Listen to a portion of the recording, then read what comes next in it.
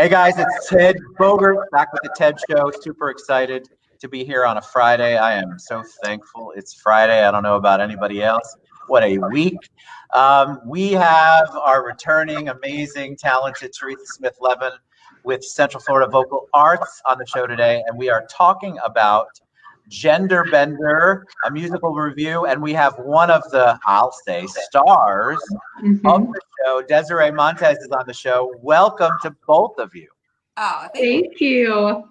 So excited to have you. I love this.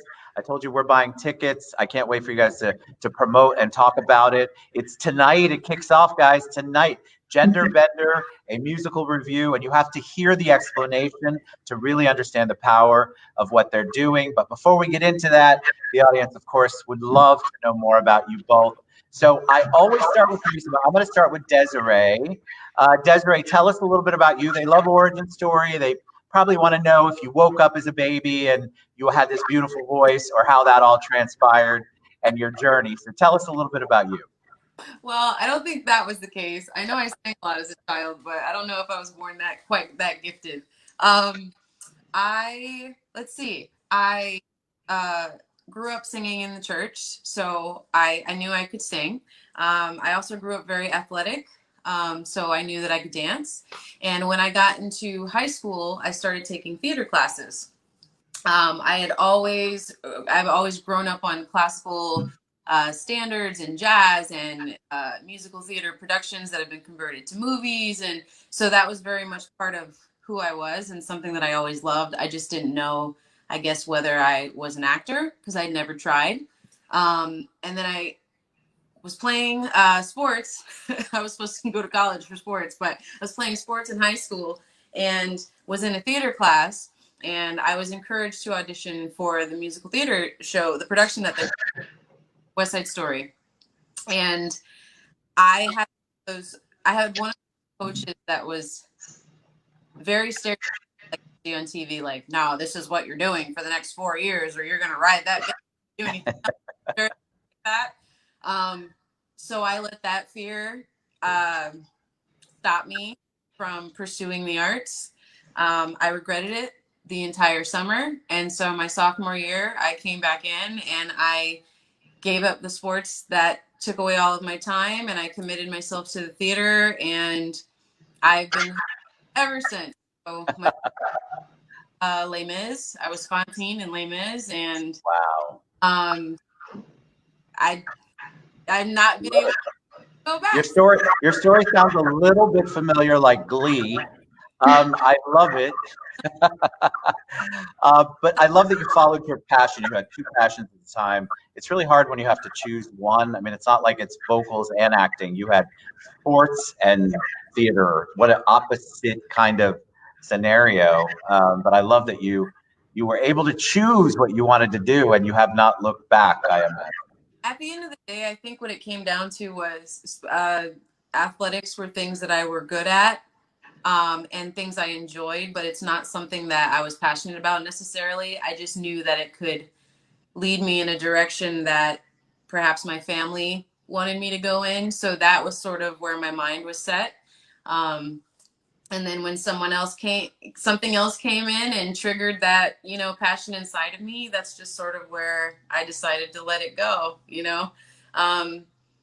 And so since then, I pursued it in college, and I, up until this year, performing full-time professionally. I work for 2 of the parks. I'm currently furloughed right now, but it is my full-time. I've pretty much dedicated every aspect of my life to the arts in one way or the other, whether it's teaching or performing, or being on the technical side of it. That's sort of where it's been for me for the past few years.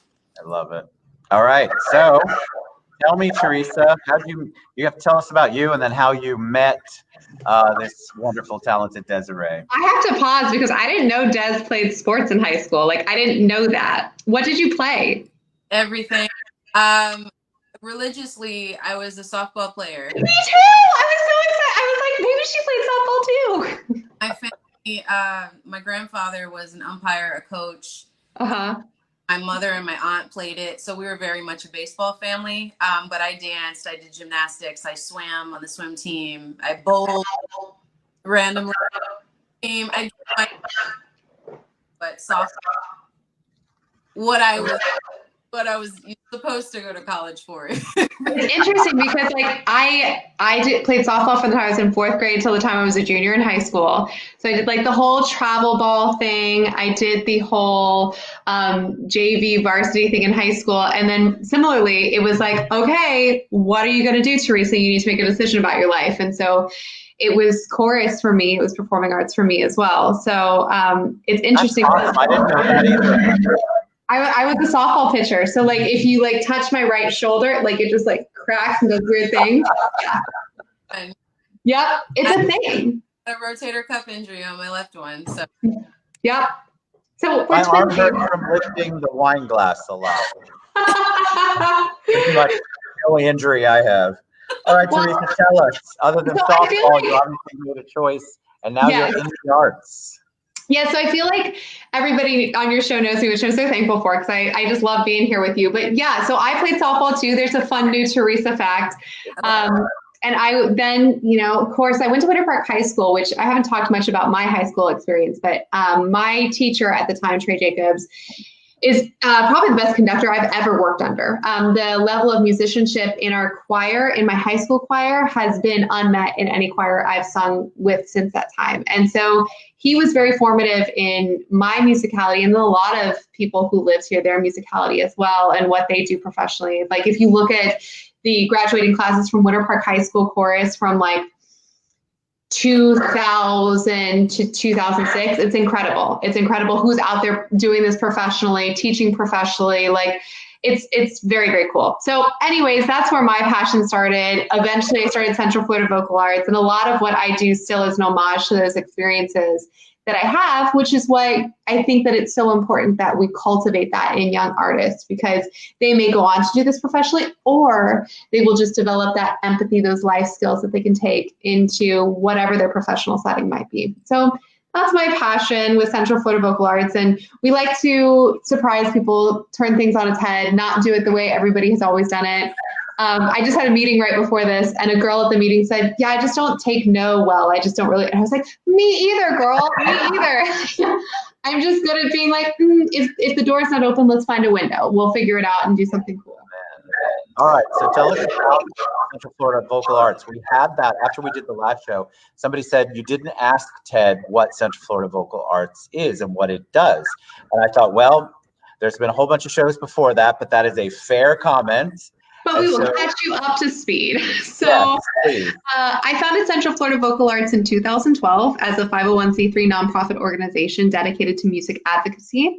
And our goal is to create a better community through performing arts education, performance, and appreciation. So we look to connect with our community on different community issues. We bring opera and musical theater to people where they live and work. We're reinventing who an audience member for an opera might be. Up to date, not just here in Orlando, but around the world, opera is looked at as sort of this exclusive club. It's a little bit elitist. We're trying to break down those walls and bring everybody to the table. People who come from all different socioeconomic backgrounds, races, orientations, like this is for everyone. And there's this misconception that opera is stuffy, that it's supposed to be very formal. Anybody who really knows music history and has studied this, it wasn't at all. It was like the movies: sex, love, death, murder, like all sorts of craziness. But because we haven't taken the time to modernize it and make it relevant and adjust the narrative to modern audiences, what ends up happening is a lot of audiences feel excluded, they can't relate to it, and they miss out on this stunning music and these beautiful voices. So we're trying to change that from basically birth to death. Like we have stuff for little young ones where we start training them in music, developing their skills, but also their appreciation. Our main stage productions, which is what Gender Bender is, that reaches out to everyone in our community and says, hey, come watch this cool thing that we're doing, and does something a little bit different. You're never going to see us just Splat produce a show. Like that's not fun. I mean, it is fun, but it's just not what we're about. And then Opera del Sol, which is the third part of our organization, we work to tackle issues in our community. So right now, specifically with Opera del Sol, we're working with Project Opioid, and September is Recovery Month. And so what we have done is we wrote an original piece called Requiem that was supposed to premiere at Orlando Fringe this past May, but obviously Fringe was canceled. We had created this script and this storyline about a girl who ultimately overdoses, but how do we get there? Because it's really easy if you don't have anyone that you know or that firsthand experience to look at as an addict as somebody who isn't like you, who's not as good as you, who made bad choices, as opposed to somebody who maybe had a horrible streak of luck in their life that brought them to this point. And so anyways, all that being said, that's going to be powerful too. It's very cool. So we actually did some recordings of 5 of the pieces from the show last week at Timucua House, and they're going to be used for webinars in conjunction with Project Opioid every Wednesday in the month of September, sharing a piece of that music and that story to make it, I mean, the reality is music appeals to our soul, right? So I can tell you that, but when you see it and you hear it, you're going to feel differently about it. So to really help people connect to that. So that's basically us in a nutshell. We do a lot of different things, but I'm very passionate about it. That's how we met. We met Opera del Sol, I think. Mm-hmm. Yep, Nicole knew you first, and then we met, we deeply connected, and so now we're all friends. I love everything that you do in the community. I love how you bring people together, and nothing that you all do could ever be considered boring or mainstream, which I love, because I think you're right, people are intimidated by the vocal arts, and then they're super intimidated by anything that has the word opera next to it. And so we got to educate them. We have to, and so you all have done just an amazing job of really trying to connect people and make them realize it doesn't have to be intimidating. You can actually feel it and be passionate about it without feeling weird about not understanding everything that goes on. So I love it. All right, so let's talk about Gender Bender, a musical review. Talk to us, tell us.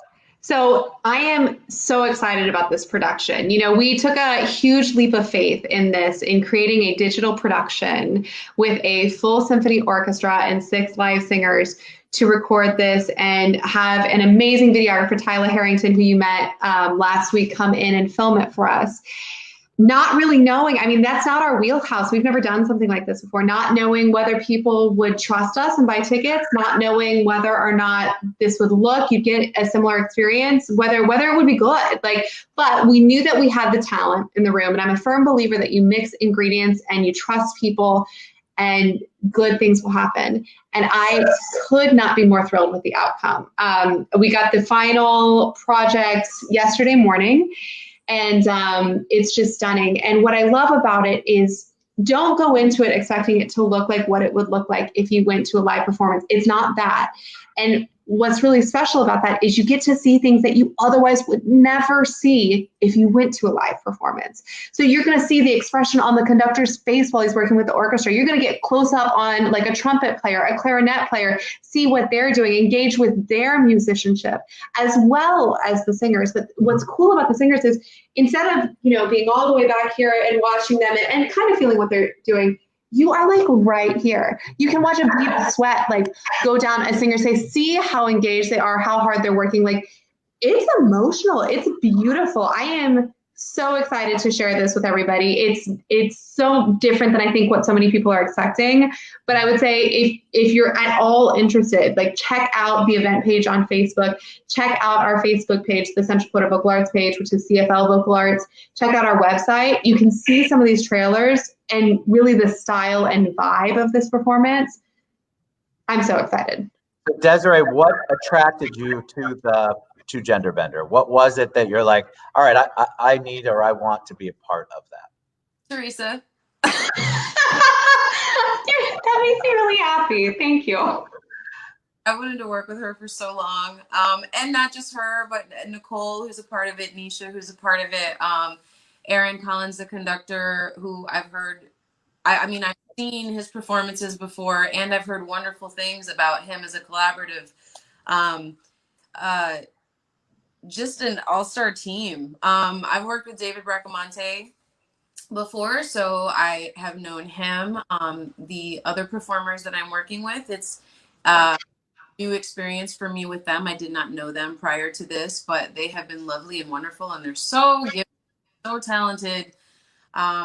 We didn't have, well, did you guys have virtual rehearsals before this? No, you were the only virtual rehearsal that we did. Okay, so I was on the road when they were preparing for this because I went on a field trip. So it was nice to come back in and get in the day of recording and just see all of these people in their element for the first time, and especially after being quarantined for so long, right? It's just wonderful. It's wonderful. I'm so honored that she reached out and she called me and asked me to be a part of it, and that I was available and able to do it. I'm just glad it all worked out. She's a popular girl. Desiree's like really popular. She is.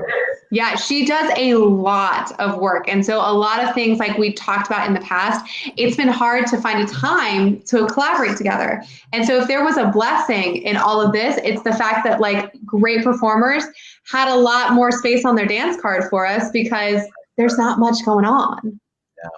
So tell me about, there's not. And that's why I love what you always do things when you would expect nothing to be done. So kudos to you, Theresa, for always doing the stuff out there when other people aren't doing the things that you would want. I don't like the word no. Like, I don't like the word no. All right, so tell us about, I told you last time, gender bender, when I thought of it, I'm like, okay, so guys will be dressed like girls. And that's your first thought process in my mind. But it's not like that. So explain the concept, either one of you, of gender bender. So Des, why don't you talk about it a little bit? Okay, so initially when I came into this, I was under that, because I hear gender bender and I think, okay, I'm going to sing this song in the key of the man, right? Which is fine because luckily I have a lower range. It's not even necessarily that at all. It's more of just a female embodying a role that a man would normally have portrayed, and vice versa. The musicality that comes to it is just the same. The emotional intent behind it is just the same, if not more. Different approach, different performer, right? But I don't feel, there's a little flair to it at times. There's some performers who come in and then they add some little nuances and some touches to their songs. But I don't think anything that's jarring. If you listen to it, it's not like, oh man, that just really doesn't sound right, because that's normally sung by a guy, I just think it's beautifully done.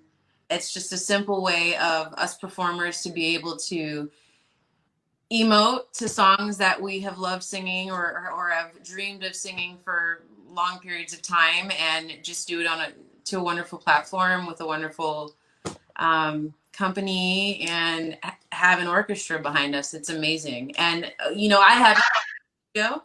I don't think anybody's seen the video except for Theresa and whoever's putting it together, but the trailer came out yesterday, and I was excited to see the conductor's face and excited to I especially when they play passionately.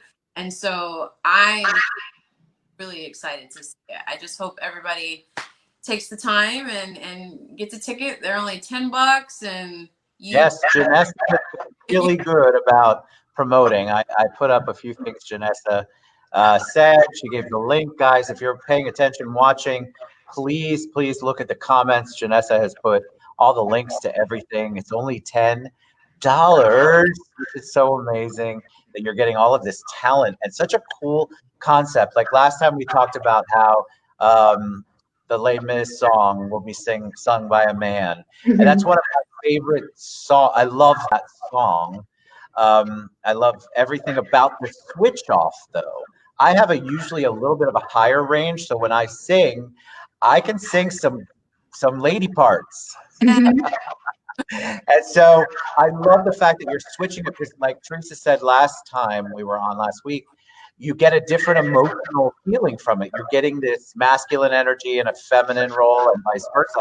And how cool is that to see and witness and watch you all as performers bring that to life? I think it's just such a phenomenal idea. I love it. All right, so Janessa just posted a really big one. Before I cut Desiree off, or both of you off, there's the trailer. So we got lots of good links in here, guys. For those of you who are watching, and we have lots of people watching across the platforms, reach out, check it out.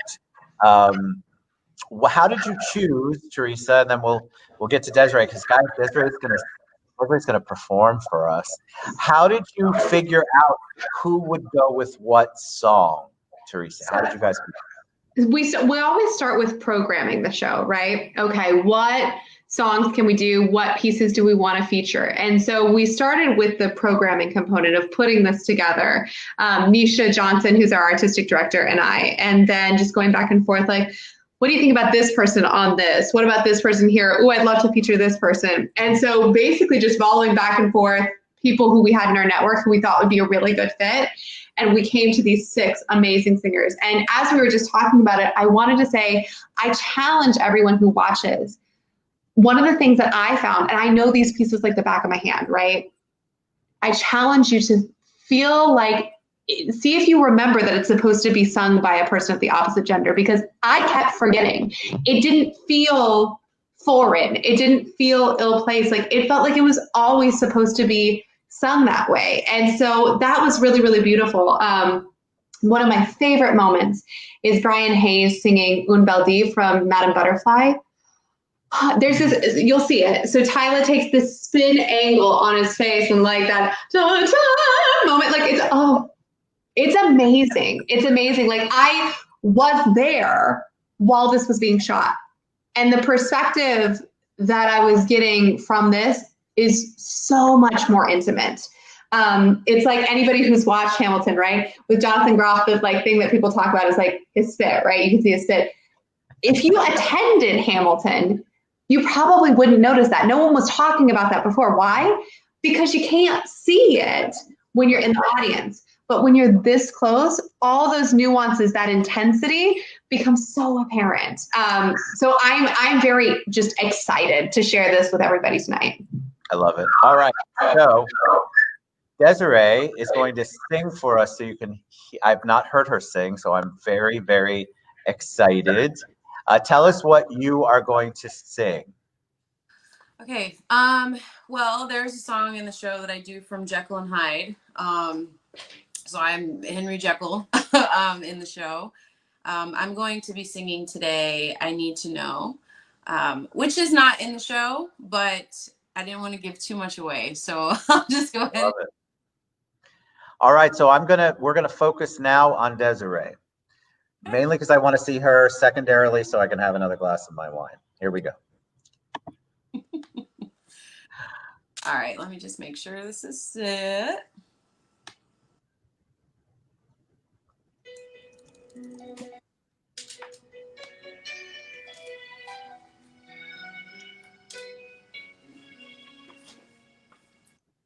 I need to know the nature of the demons that possess man's soul.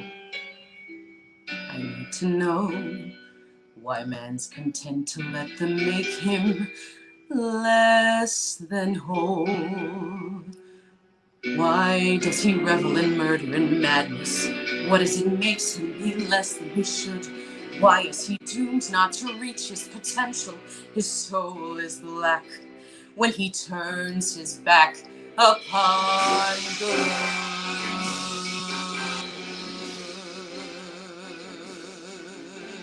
I need to find a way to get inside the tortured mind of man.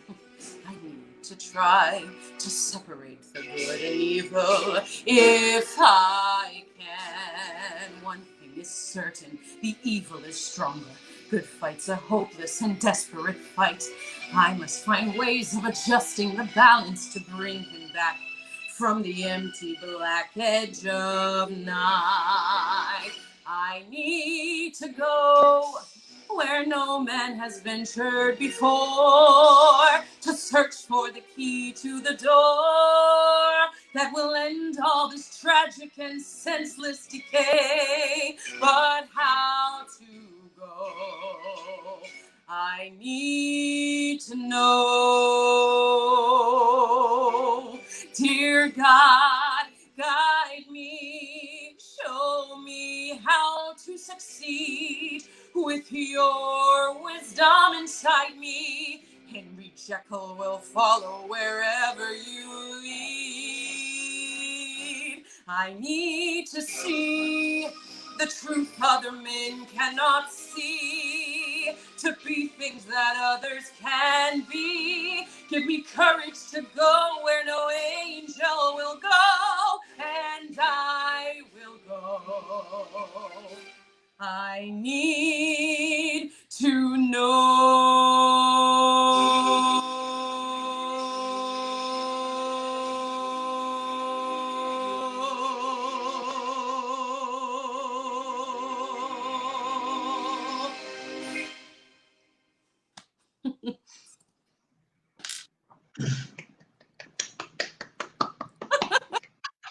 Ted, you're muted.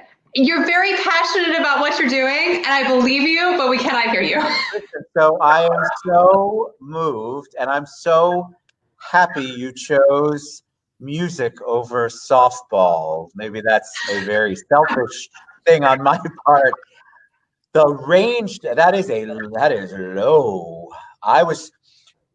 You're struggling. I mean, I was struggling going, oh my God, it's amazing she can hit those low tones and low notes. That's beautiful. It was beautiful. Absolutely beautiful. Thank you. I loved it. So are you allowed to say what you're singing tonight, or is this a surprise? I guess I can. Well, let's see.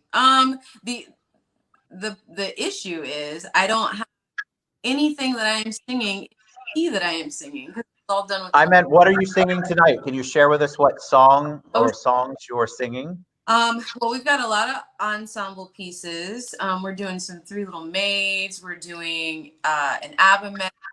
We're doing Sound of Music medley.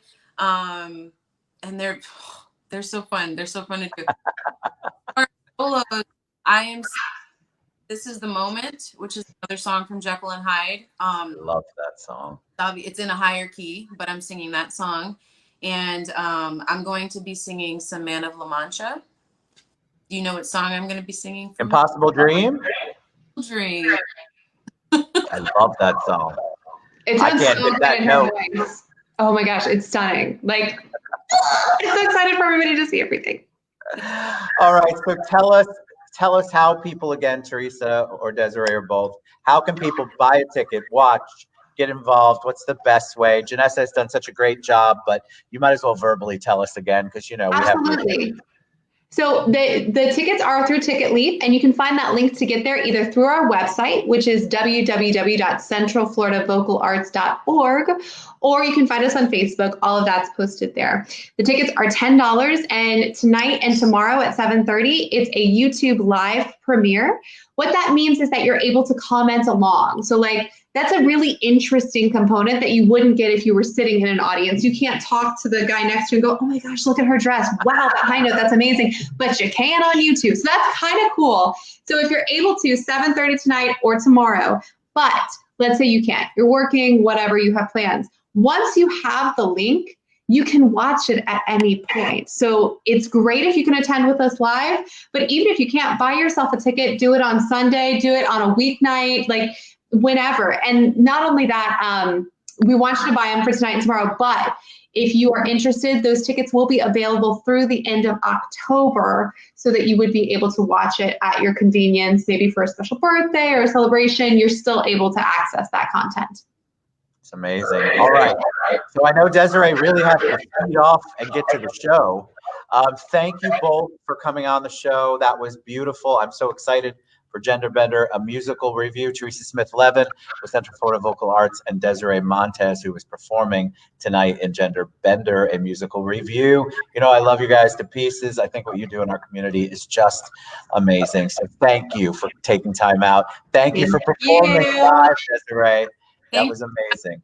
Thank you so much. It's fun. Thank you. All right. Y'all have a good one. Good luck. Break a leg. Do we still say that in the COVID world? I don't know. We say break a leg. Don't get COVID. Yes, that's the next part of it. All right. Have a great weekend. Everybody buy your tickets. Gender Bender, a musical review. CentralFloridaVocalArts.org. Go there. All right. We'll see you guys soon. Bye, Have a great guys. weekend.